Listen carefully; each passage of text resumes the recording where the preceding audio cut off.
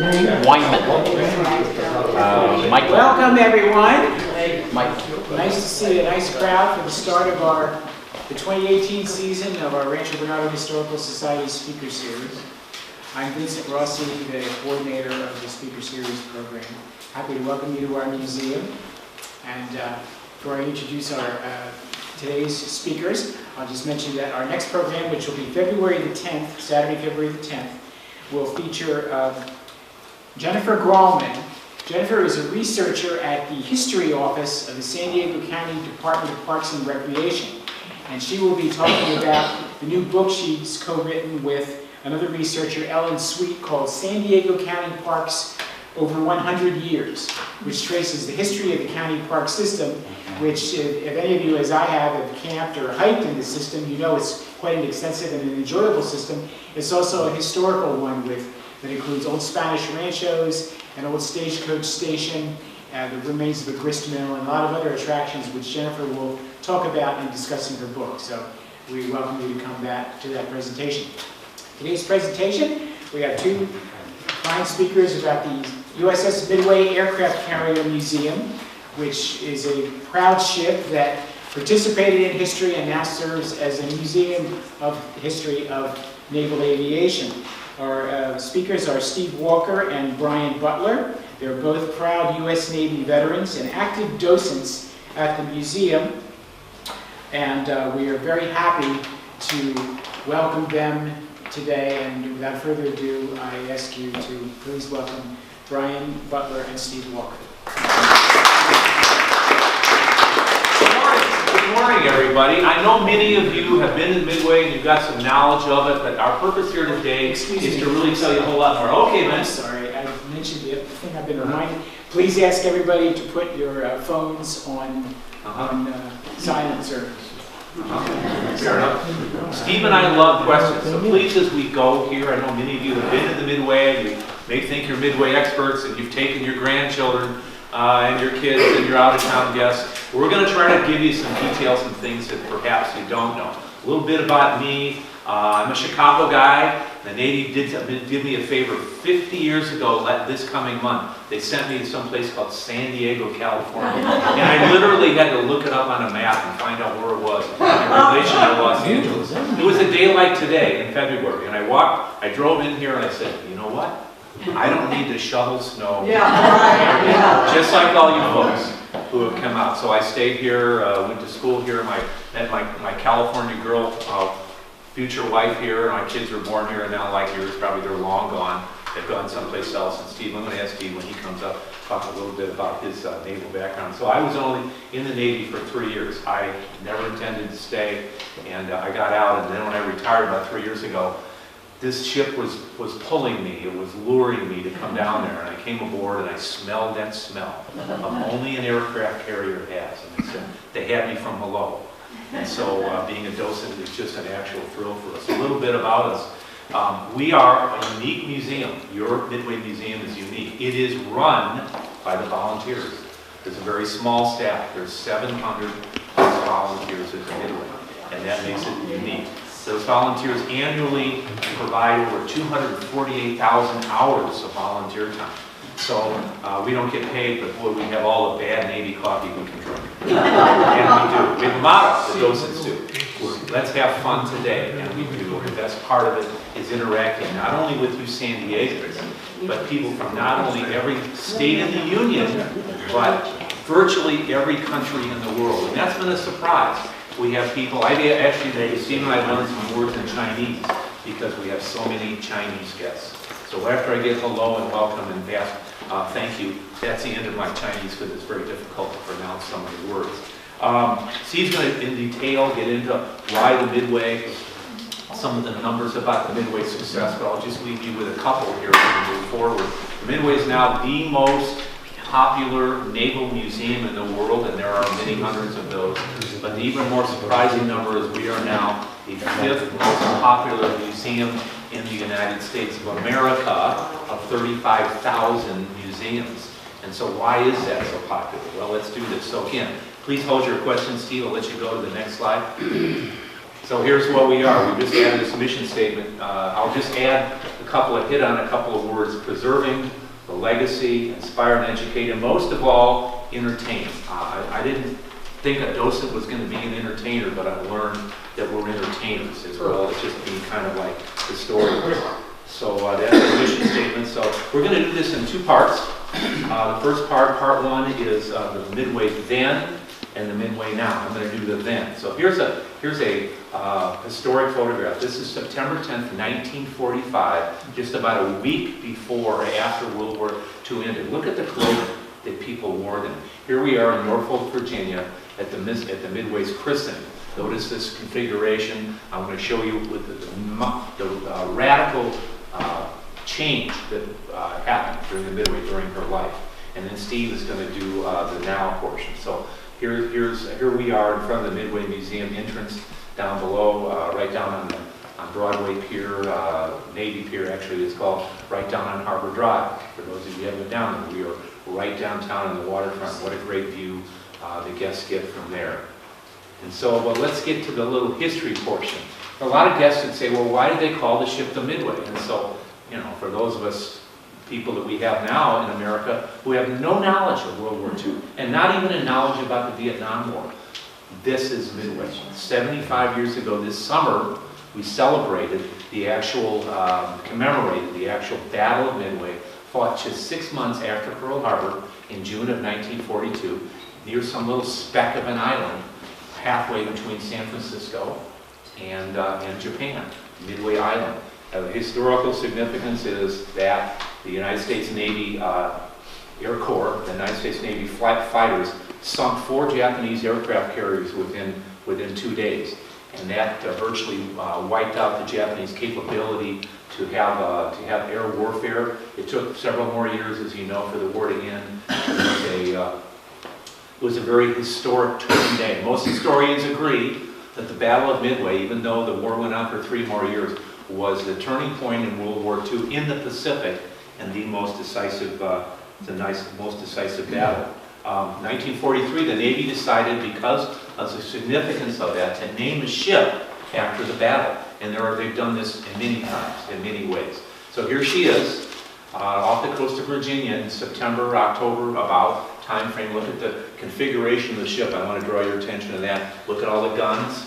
I've got a pointer when I use it. Here's all the guns. Here's a gun tub up in the front. Look at these old tugboats. So here she is off of the coast of Virginia, and she was, when she was christened, for several years afterwards, the biggest ship in the world, 1,000 feet of aircraft carrier. She cost only $86 million to build. Imagine that. That's chump change today. The nuclear-powered carriers, the Nimitz-class carriers, are at least $4 billion today. And so, yeah, she was the first of 3 classes, 3 carriers in the Midway class, and they were also named, the other 2 was the FDR and the Coral Sea. So after the war, so you got this aircraft carrier, what are you going to do with it? Well, war's over.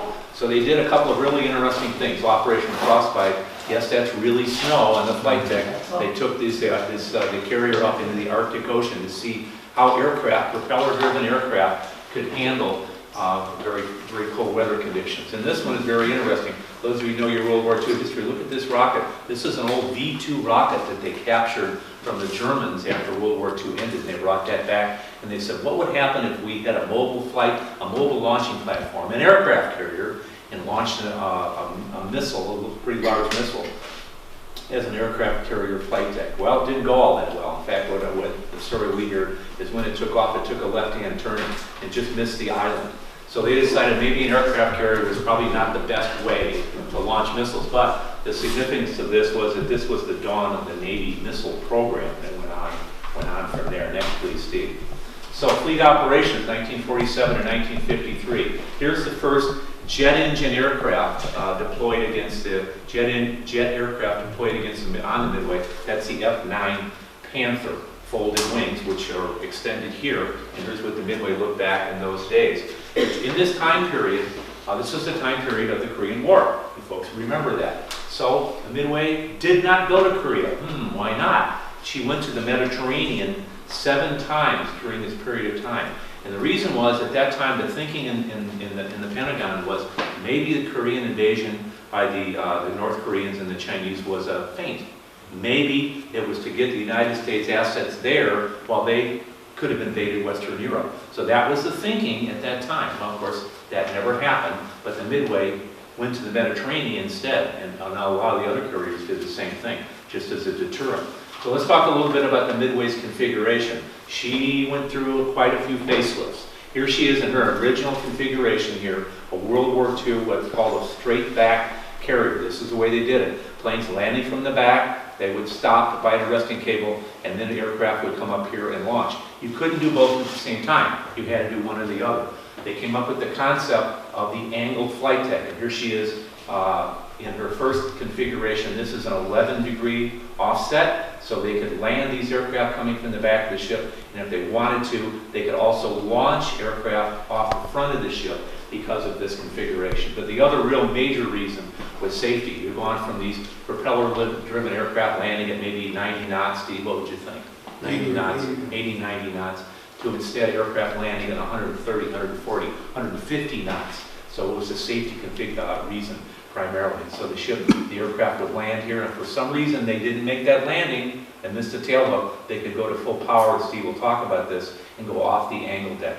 So that was the idea of this. But here she is after her second major facelift in 1970. She was actually out of commission and up at Alameda for 4 years during the Vietnam War between 66 and 70. They had other carriers, and they added these two elevators. This one starboard side forward, and this major one port side aft, to move aircraft up and down from the hangar deck. Look how much bigger it is. This is now, and this is the way she is today as a museum, 4.2 acres. So she has one of the biggest flight decks, I think, in aviation history. Okay, let's move on here. So here's the configuration look. Now look, here she is as after she was christened. This is called the gun tub.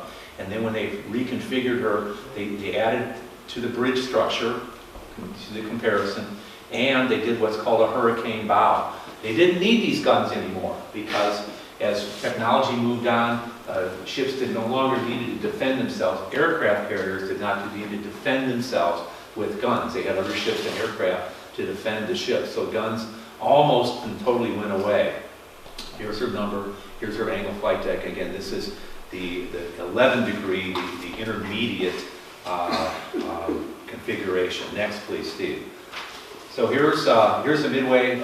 She became a Pacific carrier about 1957, and the reason was, here's Taiwan there, and also called Formosa in those days.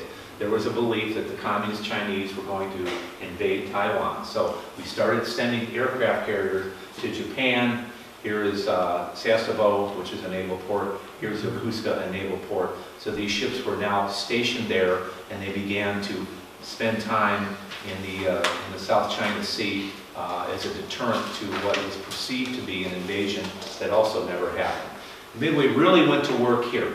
She did 3 deployments to Vietnam. These are the typical aircraft that flew aboard the Midway. This is the F-4 Phantom. This is the A-6 bomber. She did 3 deployments to Vietnam. She was a very busy carrier in those days, as were all the aircraft carriers. So here's an area that's well known to me. I did 1 deployment as a 22-year-old sailor aboard a couple of other different aircraft carriers. Here we have the Gulf of Tonkin. This is known in Navy parlance as Yankee Station. Carriers would steam up and down around here. This island, by the way, Hainan Island, is owned by the Communist Chinese government. So the Navy very carefully but very aggressively flew missions here onto both North Vietnam up here, and then in those days what it was called Saigon, and now it's known as Ho Chi Minh City. This is the Gulf of Tonkin. Okay, this area of the South China Sea, by the way, you should know this, the Chinese government now calls this whole area their territorial waters, and they're hoping the United States Navy will not go there anymore. Well, they do. The Navy still says no, that's international waters. So that's one of the things that goes on that you really don't read about. So we're going to talk, oh, wait a minute, thank you, Steve. So a couple of things that are of importance here. The Vietnam War was not an air war. There was not a lot of air combat as opposed to World War II.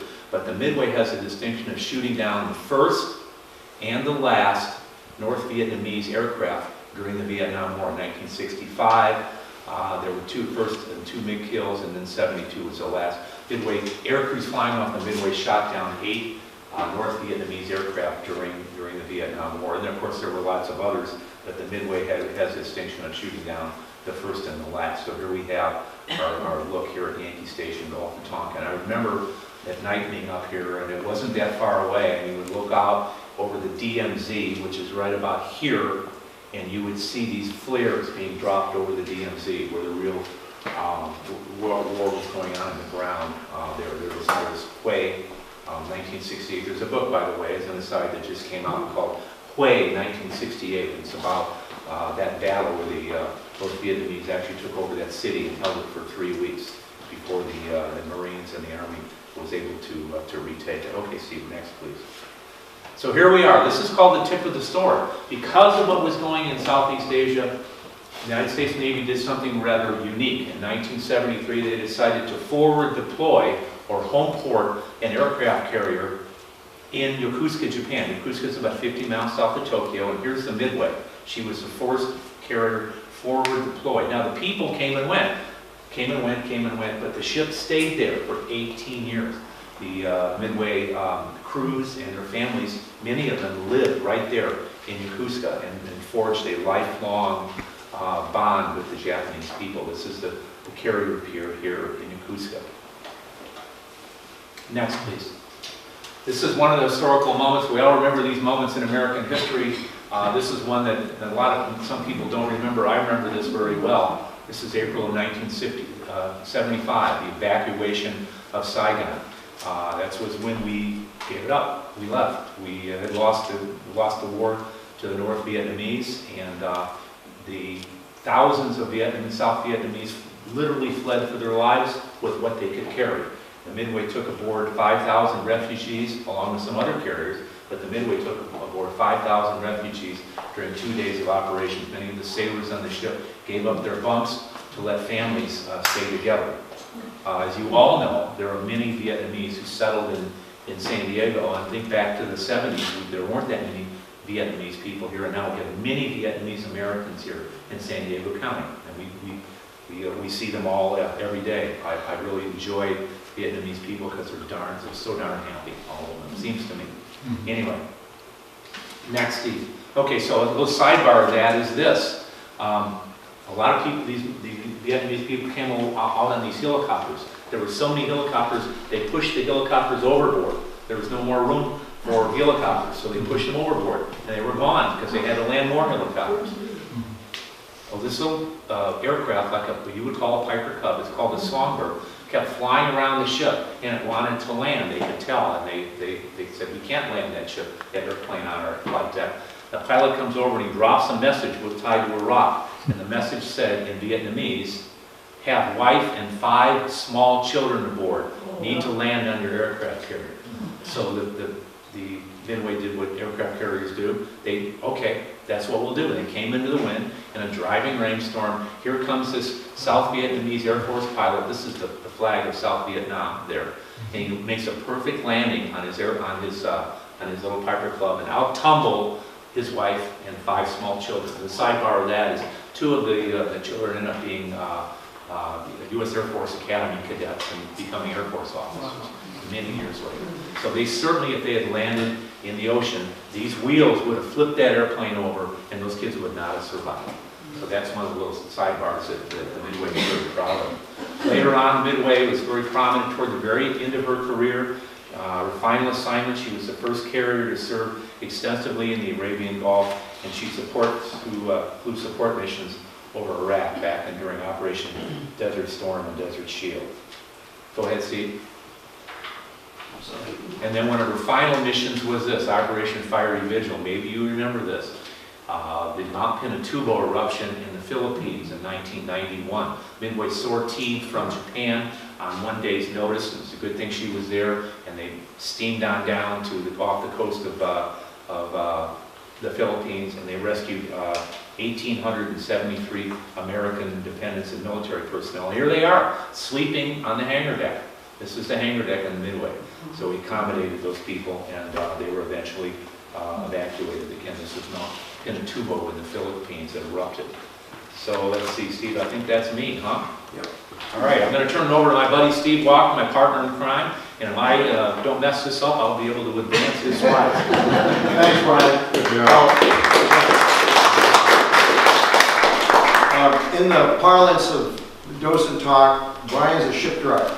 He drove ships. I'm an airplane driver. Okay, drive aircraft. Okay, that's just sort of the way we talk. But anyway, we've known each other for over 30 years. Our wives played women's tennis, very good. His wife's a scratch golfer here in one of the local areas here. So anyway, we've known each other for a long time. My background was ROTC and then flight school. And believe it or not, I was a setter on the squadron volleyball team, and I stayed as an instructor in Kingsville, Texas, during active duty. Handball got me to San Diego as another instructor, and I got out of the active duty and flew in the reserves for almost 16 years as an aggressor pilot. Has anybody seen the movie Top Gun? Okay, we all went through that school, but we were flying what Jester flew in there, that little called Mongoose A4, and I'll get to show you a similar aircraft here in just a second. And then I flew for Western Airlines, Delta Airlines, a company called NetJets. And right now, I substitute teach, and I teach online for Embry-Riddle Aeronautical University. And this is to keep my mind moving. But other than that, the museum started out in 1993, was a group that said, you know, we want to bring a good Navy carrier in shape to San Diego. And this group started to grow, but it was like an 11-year battle. People were worried about the Maritime Museum getting, thrashed because the Midway was there. People were worried about polluting the bay. They were worried about the environmental stuff, blocking the view. All these were answered, and one of the great things we do is that we allow people to come on the Midway at no charge if they want to go up to the bow. That front, we call it a gangplank, we call it a brow, that connects the pier to the aircraft carrier. You can go up there, no charge, go to the front of the ship, and walk literally over the water there in the protected area. So that is open to the public. So we've solved all those problems. And we spend over $1 million a year preserving the hull. And that's one of the biggest things, is you know how corrosive salt water can be. So that's one of the things that's killing the other aircraft carrier museums.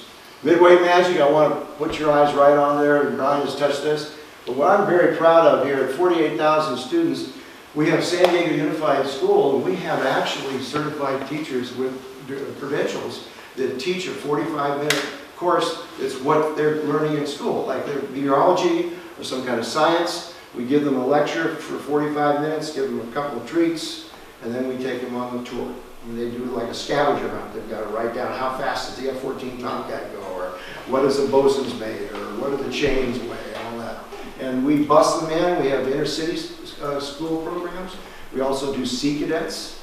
We have Midway simulators. They're non-motion, but they train them, and we give them all the learning so they can pass their private pilot's license while they're in high school. So it's a really good program. We have hands-on learning, all the different areas of the ship. They're taking barometer readings and learn a little bit about how the meteorologists work, construction projects. This happens to be an elevator, a weapons elevator, but they'll have a couple of things that they have to fill. So we're very proud of Midway University. That's exactly what we call it. We have classrooms that are all set up. They've got almost as nice as your PowerPoint, and they have these air-conditioned classrooms there. Make the next slide. All right, we're up on the flight deck now. We're looking back towards the city. Show you the Vigilante, the Panther, and the A3. But I want to fast your eyes, next slide, on the F-14 Tomcat. All aircraft have one of these little markers. That number is going to go away. We've got a new deal there. If you've got any questions on that, I'll show you. But it shows who made it, how fast it goes, what's the armament, and what was it used for. The F-14 Tomcat, as you know, was a fighter jet. It was air-to-air primarily. It was also to defend it. Next slide. We have mannequins that are exact outfit, if you will, what to wear when they go fly. These are not cowboy chaps, but they look like it. These are bladders that hook into a hose into the cockpit. that expand so that your blood doesn't rush from your head when you're loading up the airplane. These airplanes could probably handle about, you have 1 G or 1 gravity on you right now, they can handle up to about 7 or 8. My little A4 only was limited to 6, so you know it was a little older aircraft. This helmet and all the Nomex equipment, survival gear, and a torsion harness that hooks them into the ejection seat. Next slide. All right, we have all sorts of airplanes. This is the A1 Skyraider, we call it the SPAD. It was still used in Vietnam, and there's a little historical note about this, the Midway. 2 of these SPAD aircraft, A1 Skyraiders, were supporting Marines in Vietnam, and all of a sudden this MiG-17 jet flew in and overshot them. And these guys had the presence of mind to ring their noses up, and they shot it down. The guy ejected it, but at least they took the airplane out of service, and they got credit for MiG. This is the first time that we've known that a propeller airplane shot down a jet. So that's sort of a neat thing. Back when Moses and I were in flight school, this was the first jet trainer, and this was the first aircraft that I landed on an aircraft carrier as a student. This is called a T2 Buckeye, and you can get in and actually sit in the cockpit here and get some pictures. So it's sort of a neat interactive. Next slide. All right, we tell you how we land. We call it a trap. The tail hook grabs the cable, and if we miss, like Brian said, we go around. So we come in on the back end of the ship. Midway had 3 cables and also an emergency barricade. So every Navy jet, whether you're a propeller, turboprop, that E2 Hawkeye with a big satellite dome on it, or a jet, the nanosecond that the main wheels touch down, you go to full power. Even if you caught the cable, that cable's strong enough to hold you in the cable. And what I want to encourage you, because this is fairly new, we have video of a couple of interesting landings. Okay? Not only do you see it from the cockpit and also from the side where the landing signal officer in the back here grades every landing, but we have one of that Hawkeye, and I'm not going to be a spoiler alert because I want you to go see that. It's fascinating. They were an incredible crew. I'll have to tell you one thing. Cable breaks. Right in the middle of the rollout, and that's all I'm going to tell you. But we have docents that are actually there. We rotate in about every hour, and we talk about how we land, answer questions, whatever. And this is such a great upgrade. We used to have these flip charts that were pretty rugged. Next slide. Same thing with the takeoff. We call it CAT, short for catapult.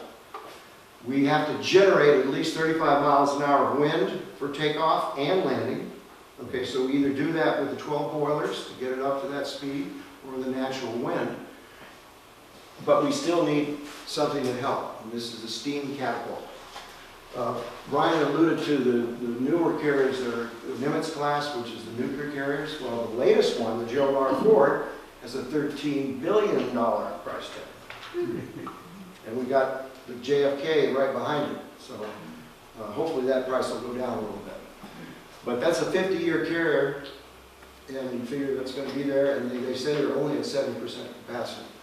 Catapult's the same thing. You cannot be at full power. Even the F-18 Hornets in the back with afterburner cannot get off. We need to have, because we only have 250 feet. When I was an airline pilot going to LA, Hong Kong, I needed all 2 miles of that runway on that 17-hour flight. Don't have that luxury here. I got to get airborne at 250 feet. So we go from 0 to 170 miles an hour in less than 2.5 seconds. What does that feel like? In that T2 Buckeye, remember I showed you? That was my first catapult. So I had to land to get a cat shot, right? So I was pretty pumped up on my first landing. So I get up there, and I was not expecting the jolt. Back then, it was, like I said, back when Moses was flying, we had hydraulic cats, which is even worse. That was about a 4G shot. And we had, in the A4, we had a little cat trip, so you wouldn't pull the power off. The F-18 Hornets, you got your hands in the air. How crazy is that on a dark night, you know? So anyway, that thing gave me tunnel vision, and I had to grunt to not, I said, I'm not going to black out on my first cat shot. And so as soon as I grunted, the tunnel vision went away. So if you've ever been to Sandusky, Ohio, and been on the top thrill dragster roller coaster, which goes 0 to 120 miles an hour in 4 seconds. That's about as close as you're going to get.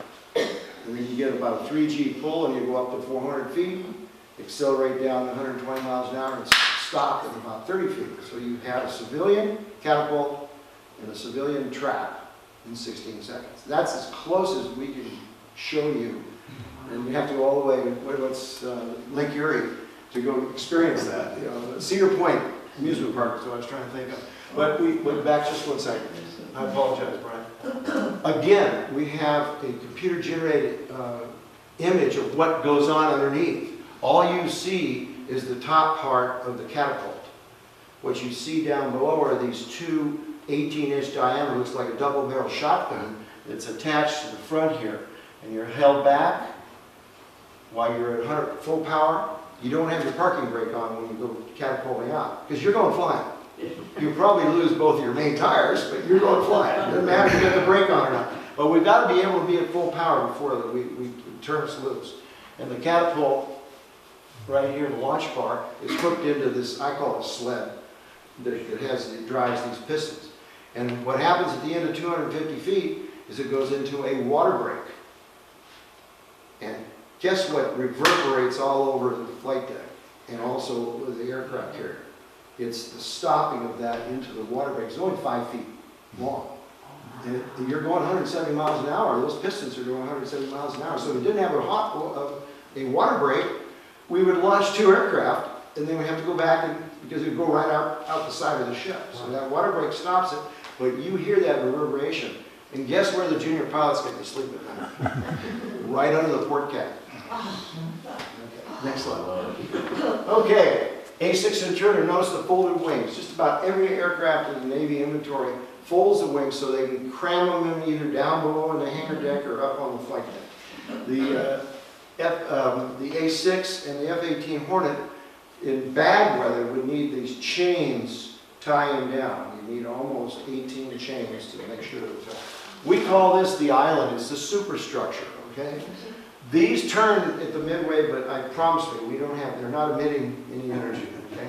I had a couple of 18, 19-year-olds who were really worried about all the radar. I said, just for show, don't worry about it. Okay, and we're going to talk about the 3 areas. Brian and I love to do the briefing to get you up there, okay?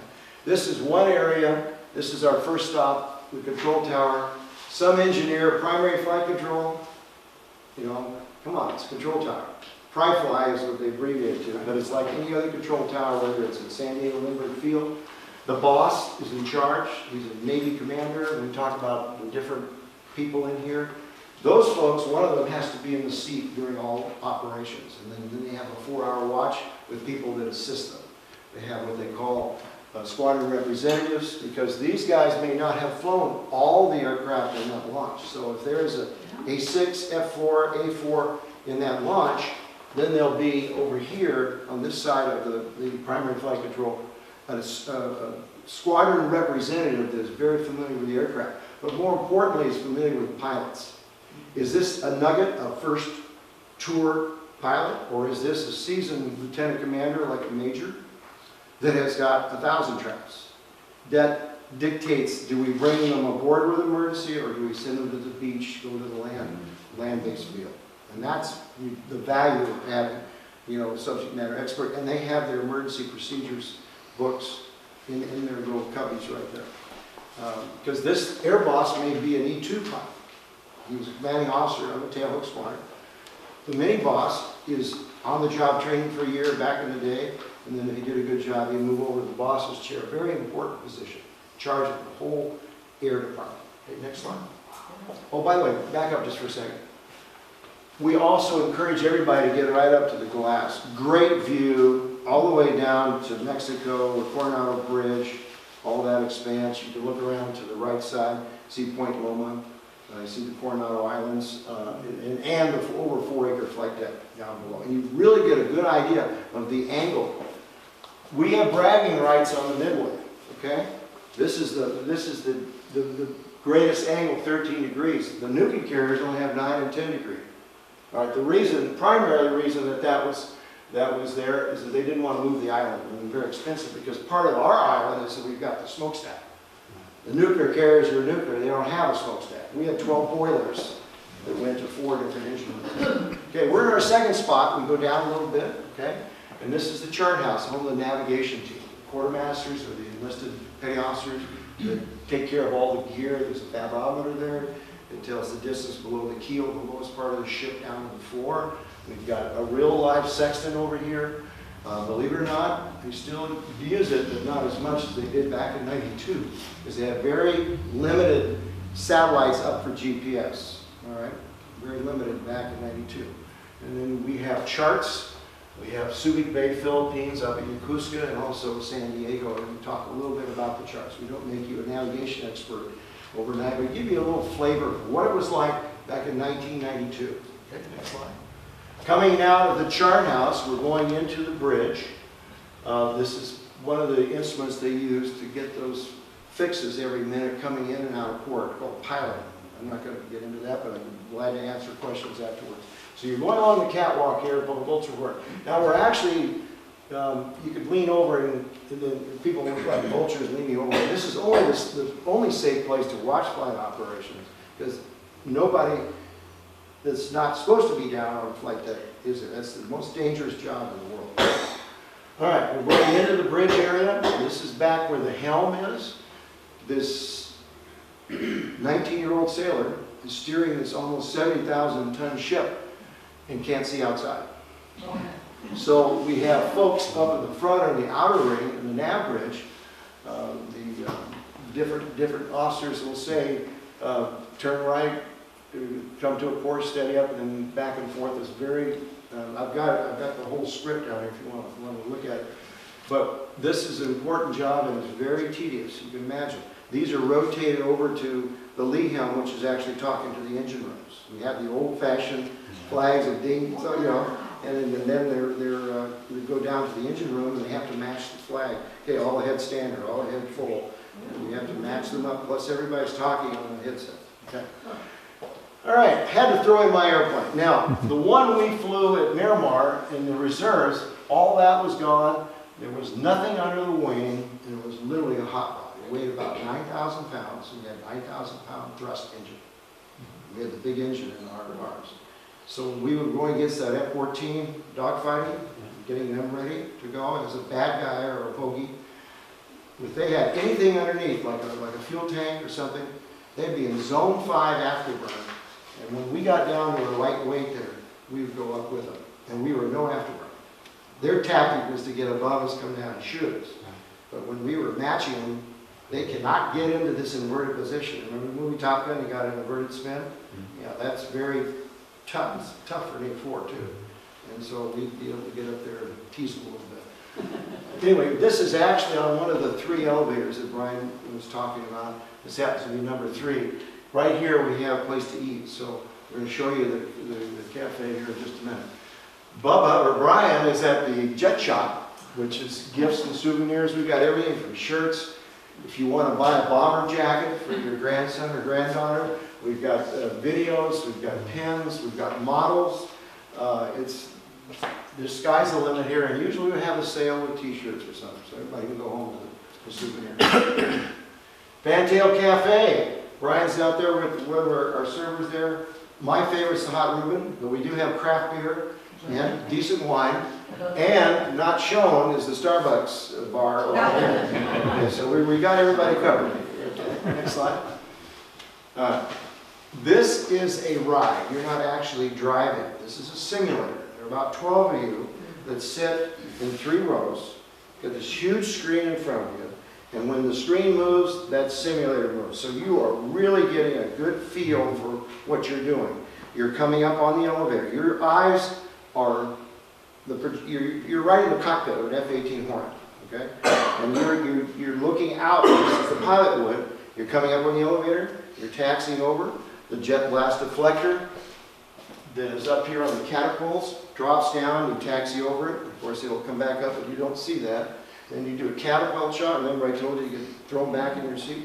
And now you're on a mission. You're dropping bombs. You're getting shot at. You're dropping ammo on the ground. You're coming in through a knife edge pass. Everybody sort of leads at the same time. And then you pop up because you've got the controller saying, hey, we got a Russian Bear bomber. And we got to tell them that, hey, we're up here. So you're up all the way through the clouds. You buzz the Russian Bear. And then about that time, you need to get some gas. And we have it in-flight refueling. We have a tanker. The hose comes back with this big basket, looks like a basketball standard on its side. And the probe comes out in the F-18. And you go right into that probe, and you have to push it in, and then you're taking on fuel. So you can get fuel. When you're doing night carrier operations, there's a tanker available at all times. Because at night, especially in bad weather, you get anything pitching close to 10 feet, your boarding rate goes down about 80%. So you're looking at a couple passes. And the F-4 Phantoms, when it was night ops, those things just guzzle fuel. And next slide.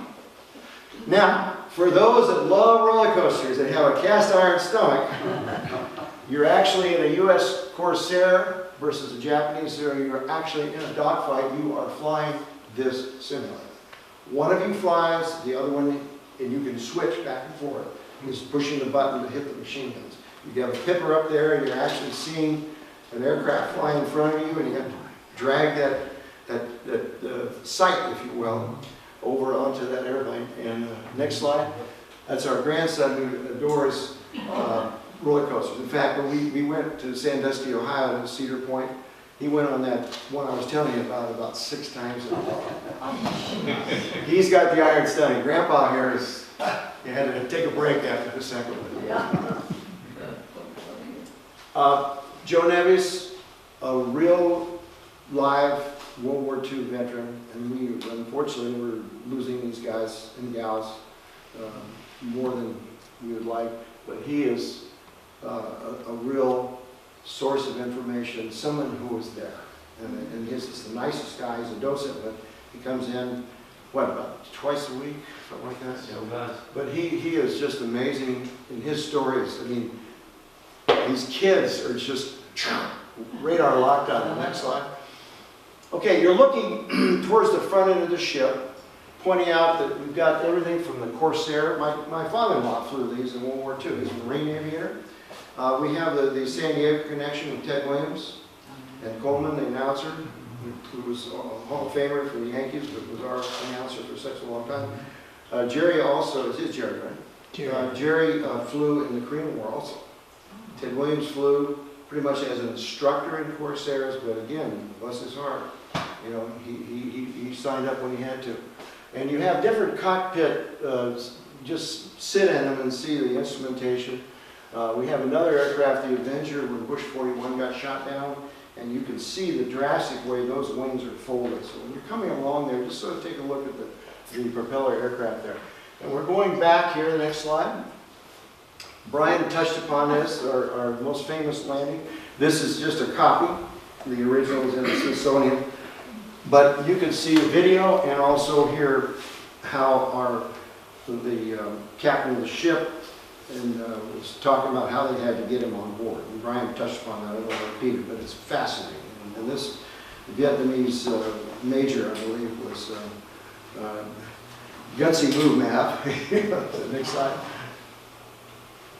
Okay, these numbers have all changed, but we have the same 6 languages that are available in our what we call our handheld guide. And you just come up and it's like a barcode, and that'll activate that particular exhibit. So it's a lot easier than having to punch in numbers and all that. Okay, next slide. All right, Brian's in front of what we call the Battle Midway Museum, and it's sort of an exhibit. This is a 14-minute high-definition film with holographic projections. It's an in-house production, but we had 2 Disney special effects people that helped us with this, and these are bona fide holograms, okay? They walk out on the stage, and you would swear they're there. There's one scene there where the commanding officer of the squadron is writing to his wife, and his wife is there with the daughters dancing around her. I mean, it's very moving and very, very good. So that's a must-see. It's every half hour, starting at 10:30. 4:30 is the last show. The next slide, you're going to see these kiosks here that tell the story about the Battle of Midway. How did we break the code, the Japanese code? How did we know it was going to be Midway? And the other ones are saying, why Midway? What was so big deal about Midway, this little atoll in the middle of nowhere? Very strategic, not only for the Japanese, but for us. And the other one is showing about the battle plan, showing all the aircraft, all the carriers and ships that the Japanese had, and those are in red, ours are in blue, and it literally is 2 to 1. When you compare the two forces. And of course, we have the 2 aircraft that are involved. Next slide. Okay, if you were to exit that theater and to make a hard left turn, you go to the front of the ship and maybe up some stairs, and you would go into, it's not forecastle, it's forecastle.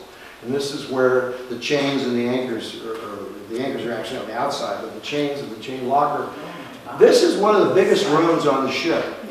We have promotions, we have retirements, we have church services up here, we have captain's mass for punishment if, you know, someone's been bad. And we had a brig. There's a brig on the Midway. So all of it. But this is very incredibly well preserved. And we have some bosun's mates who are the folks in charge of this area, really getting you down without a lot of techno jargon and telling you how the chains work, how the anchors were posted. And you know, Navy's no different than any other services. They like to bet on when do the anchors actually fall. When do the anchors actually rise? And there's these pools that are all over the ship. So it's interesting. Next slide. We have one of the 4 engine rooms restored. And sort of a little museum humor here. We are below the ship's waterline. So we say, oh, you gotta hold your breath down there. Just, yeah. Anyway, you can see how well they preserved this and showing you the different valves and things, the turbines. Comparing this against a nuclear ship, it's obviously upgraded technology, but it's still turbines, steam. They produce the steam by nuclear power. We have boilers. We have 12 boilers. There are usually 3 boilers assigned to each of the 4 engine rooms, and that's how it works. And we'd never be at all 12 boilers unless we needed flight speed. And all of a sudden we needed less aircraft. Because we took the steam from the power plant to actually steam catapults. That was one of the big draws. So next one. Combat Information Center. This is fairly new. If you haven't been there in the last 2 years, this is a new exhibit.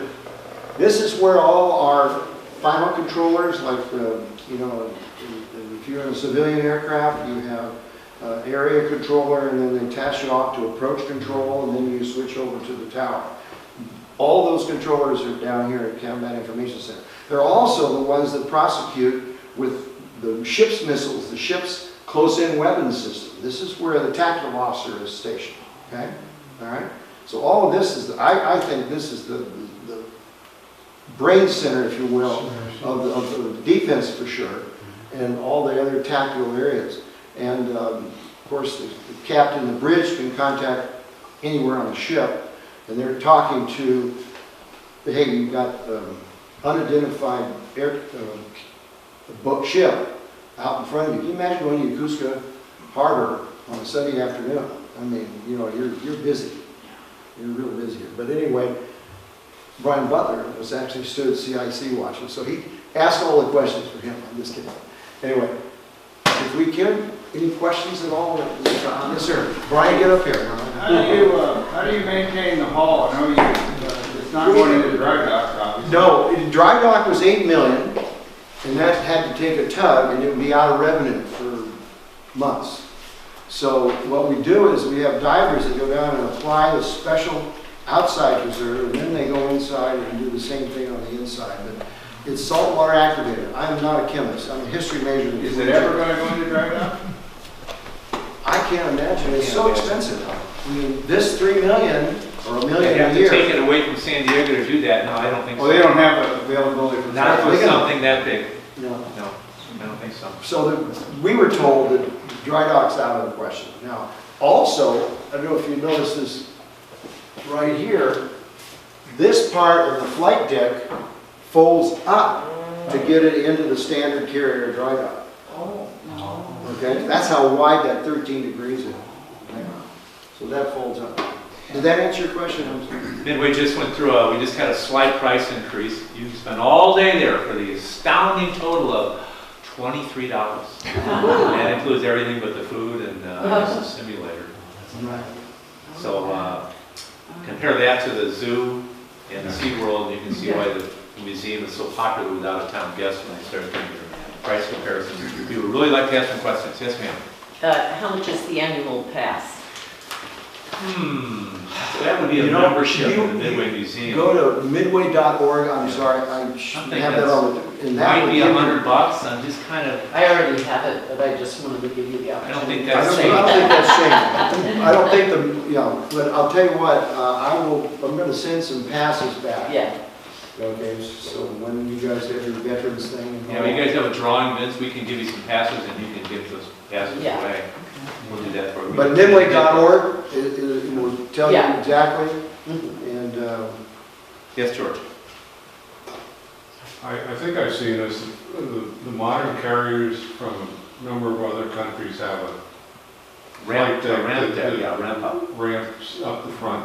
We're not doing that. well, that's because of the Harrier, the jump jet. When the Harrier is fully loaded, it needed a little extra, they probably had a catapult too. Aren't the new Chinese ones? They are. That doesn't mean it's better. That's the way they do it. I mean, So here's the difference. At Gerald R. Ford, for the first time, we received some talking about the importance of steam, high-pressure steam, to launch the aircraft. They now have something called maglev.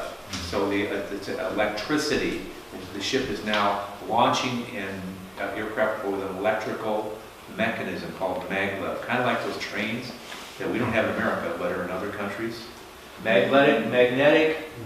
Magnetic aircraft launch system. Thank you. That's what I want to call it. I stopped myself because I wasn't sure what it was called that, but it works, and that's the new carrier. Yes, sir.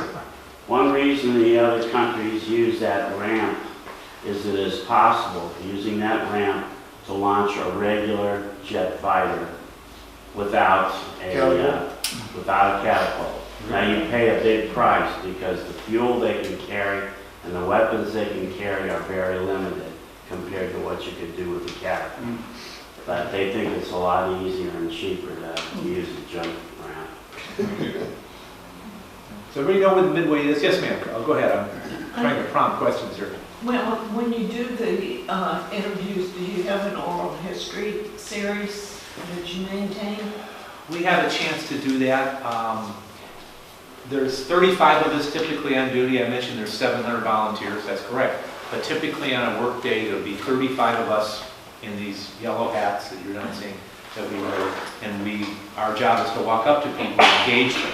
They walk around with this map and they go, where in the heck am I? So we try to shepherd them around. And while we're doing that, we talk about the history. The movie about the Battle of Midway is one way to do that. But what we try to do is tell what's called in Navy sea stories. Things that are our own personal experiences. But that's what I mean. Are you recording those to have it? No, I'm talking about... We're recording this today. This is it. The reason we're doing this is there's people that haven't been there. Rotary clubs, for example, service groups want to know, well, maybe I want to go down there, maybe I don't. So the ship created, the museum created the speakers bureau to take us elsewhere. We've even been to a assisted living facility. And we didn't take it personally that half the people fell asleep. We went to Humboldt Library. That's a long way away. But This you're is fun. missing an opportunity to record these for people that like the World War II veterans. Yeah. And we do have some of those. Actually, there are some of those recordings. Let me clarify one thing. Now, Brian is exactly right, especially if we're what we call the rover position.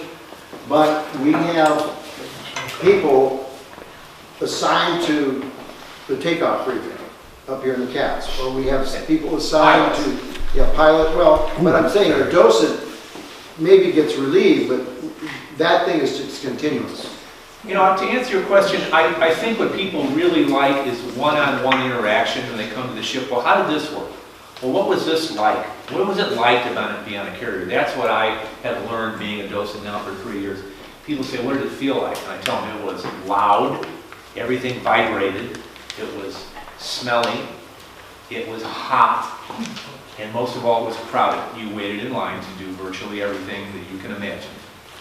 Fully loaded aircraft carrier with all the air groups on board. It's 4,500 men on that carrier. When the air groups were not there, there was 2,500. Ladies, Which remember, we liked a lot better, frankly. and we have to tell this again, it's either for interrupting Brian. Yeah. 92, it was all guys. And I bring that up right up. And now, I tell them we have a 4-star lady admiral, we've got lady commanding officers, we've got lady ship drivers, there's commanding officers. The sky's the limit. And one of the things that when I substitute in the 7th and 8th grade at least, I tell them about opportunities, how your folks going to pay for your tuition. The UC schools now is still through the roof. I mean, any private college is going to be 50, 60, 70, depending on where. So how about med school? Anybody want to be in a medical program? Hey, the Navy, if you pass the test, they'll pay for undergraduate. So Steve was an ROTC guy. He got in the Navy through Navy ROTC at UCLA. I just got my bachelor's degree and got into what was then called OCS, Officer Candidate School. They sent me to Newport, Rhode Island. So there's those paths. But to answer your question a little better, people like the interactions, as opposed to walking around a museum and pushing a button and listening to a recording. And we have a lot of that, but people like to, okay, so maybe I'm not answering your question. Because here in the museum, we do an oral history series of people that were first in Rancho Bernardo. Right. And I'm just saying, you have an opportunity to interview people that, to have a historical reference. Yeah. If you hit every video, if you were going through the Admiral's territory there, Admiral Marsh is on televised about what it was like. So there are videos there with veterans talking about the Midway's history and the things she did, like Operation Desert Storm, about Operation Frequent Wind, the landing of the evacuation of those people. Those are interspersed throughout the ship. But what I find most people like is they like to walk up and physically ask you your version of it. You know, Steve comes back, a thing about, are we okay on time? Yeah. Okay, so 160, I like to ask the women, I have this captive audience where what I do is I have to brief people before they climb up into the island.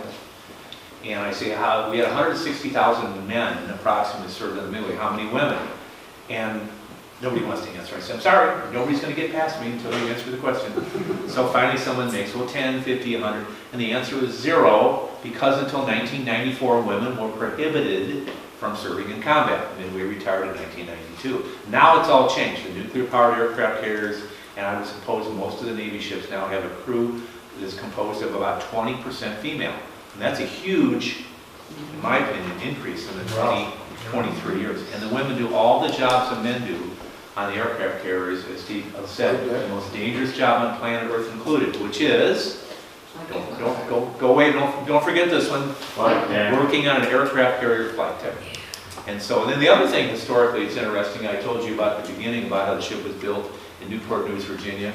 A lot of those people that worked on that ship were Rosie the Riveters.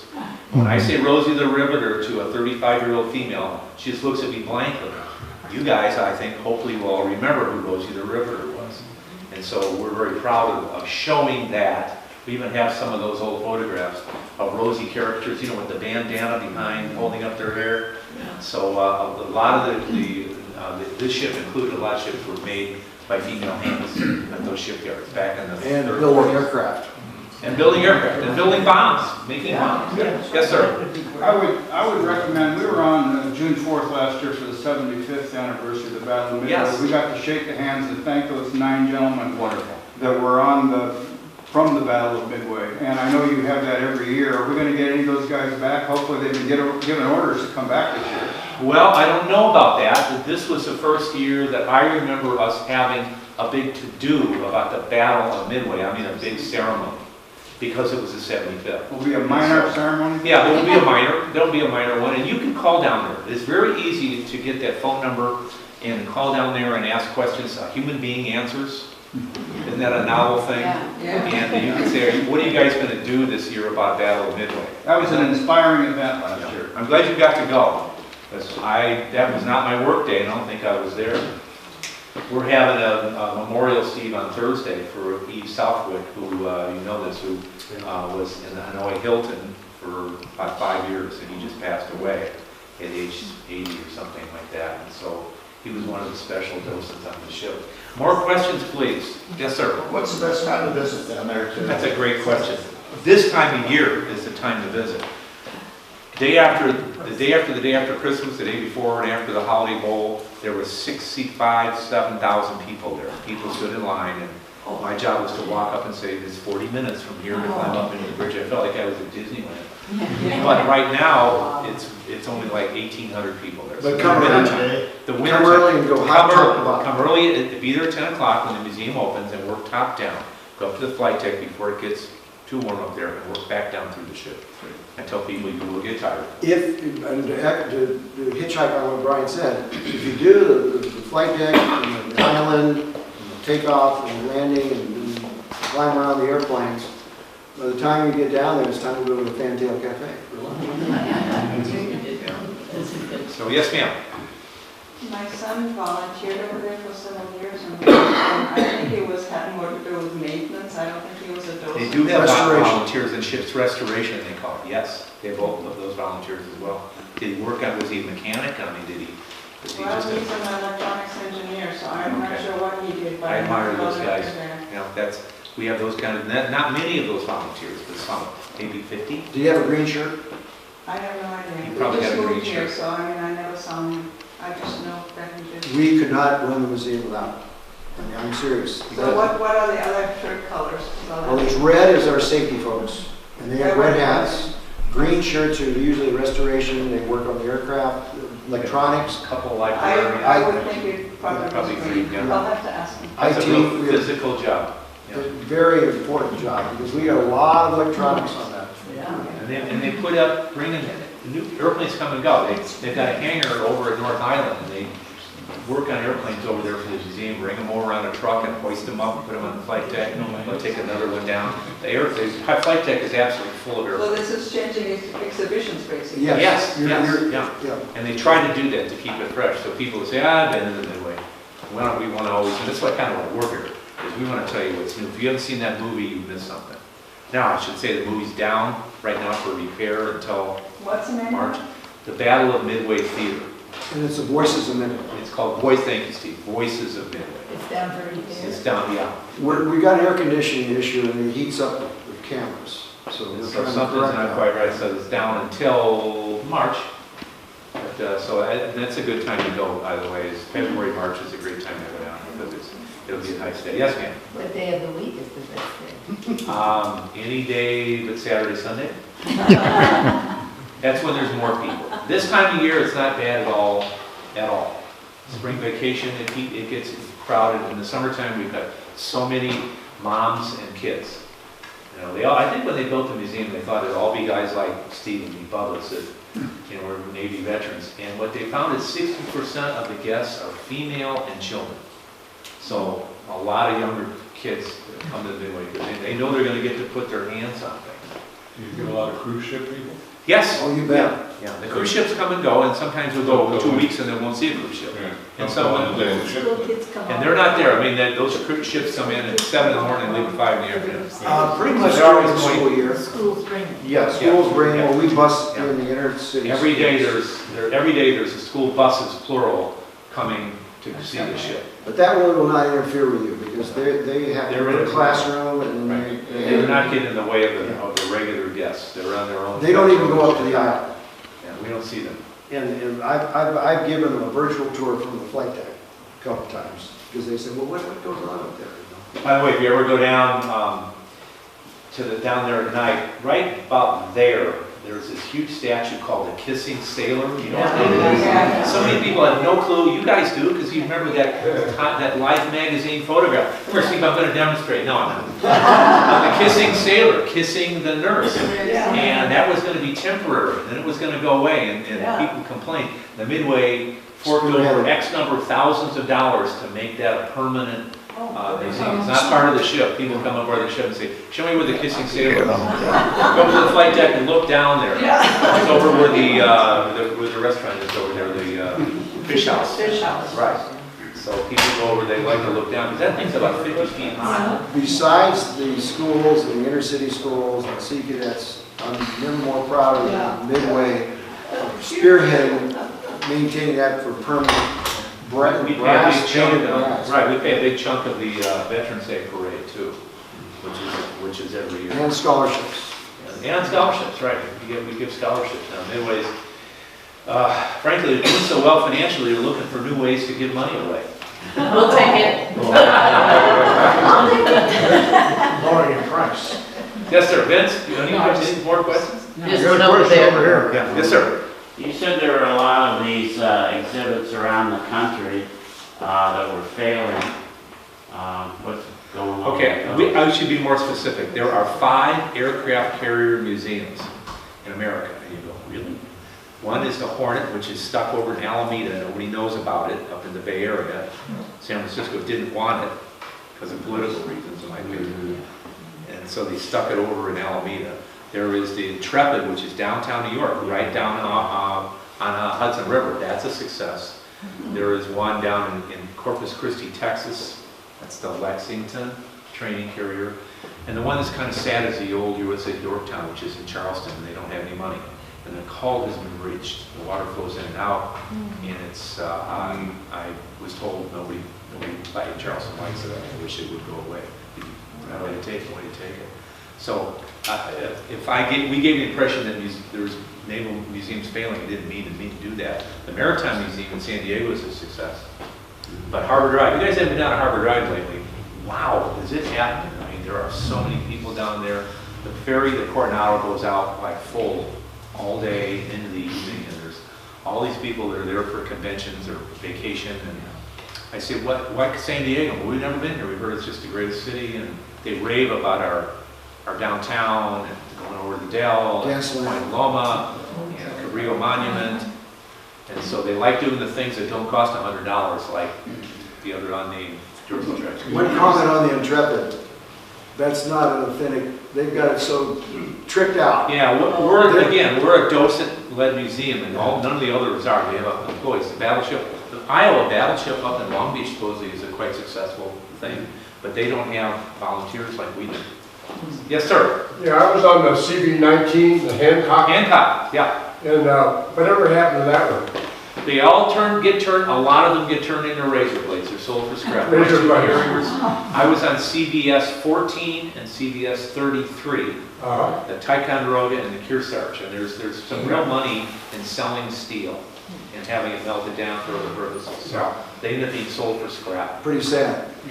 Some of the smaller ships, they'll sink for a reef if they want to create a reef. You know, some of the destroyers. So some of them go into mothballs. They seal them up, and in case that they would want to reuse them again. But increasingly, the technology is too old, the money to put into it, so they're building new ones. The Gerald R. Ford, which we would love to see come to San Diego. You know, we got to get a slide with Ford to put into this to show how different it looks. We would love it if it would come around bottom of South America. It's way too big to go through the Panama Canal and come here. And we're really hoping that that'll happen. Yeah, I was on 2 different carriers, and they get sold eventually for scrap, and so that's just the way it is. We just have to start clear up the museum for the, we'll be at 1 o'clock. Right. Thank you very much. Thank you so much for having me.